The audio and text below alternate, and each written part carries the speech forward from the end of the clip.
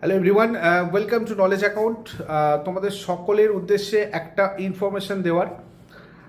তোমরা দেখেছো আমাদের নতুন মুখ্যমন্ত্রী শুভেন্দু অধিকারী তিনি তার প্রথম মন্ত্রীদের নিয়ে বৈঠক করে এই এজ লিমিটের ব্যাপারটা ঘোষণা করেছেন যে সরকারি চাকরির ক্ষেত্রে এতদিন ধরে মানে 4-5 বছর ধরে এই নিয়োগ নিয়ে এত যে সমস্যা চলছিল, তোমাদের নোটিফিকেশান আসছিল না বা নিয়োগের ক্ষেত্রে অনেক ডিলে হয়েছে, এর জন্য যারা যারা ক্ষতিগ্রস্ত হয়েছে তাদের সবার জন্য 5 বছর করে এজ এক্সটেনশন করে দেওয়া হবে।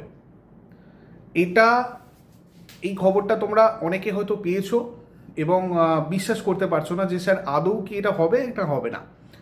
দেখো, যেহেতু মুখ্যমন্ত্রী নিজের মুখে এই কথাটা সাংবাদিকদের সামনে বলেছেন, এটা তোমাদের হবেই। আর এই জিনিসটা হওয়াটাও উচিত, তার কারণ অনেকেই এটা সাফার করেছে, মানে যোগ্য হয়েও সে পরীক্ষার জন্য প্রস্তুতি নিয়েও পরীক্ষা দেবে সেই সুযোগটা হয়নি তার। সুতরাং এটা হওয়াটাও উচিত। এবং তোমরা যারা যারা বলছো যেটা সত্যি কিনা, এটা একদম সত্যি কথা।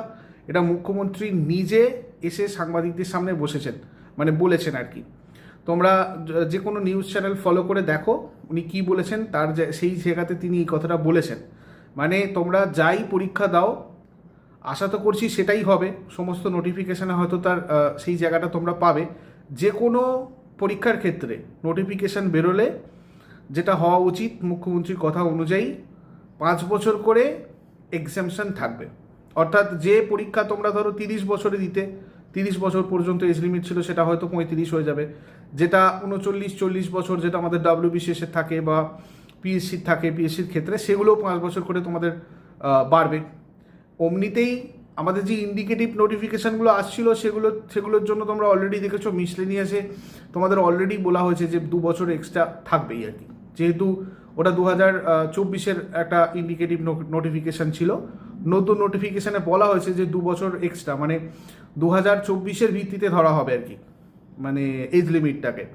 তো সেই হিসাবে আমি সবাইকে বলবো, যারা যারা ভেবে নিয়েছিলে যে আর হবে না, আমার এজ শেষ হয়ে গেল, বয়স শেষ হয়ে গেল, আর করে কি হবে, তারা আরও একটা সুযোগ পেলে এবং তোমাদের অভিজ্ঞতাটা সব থেকে বেশি, সেই অভিজ্ঞতাটাকে কাজে লাগিয়ে আবার পুরোদমে প্রথম থেকে শুরু করো।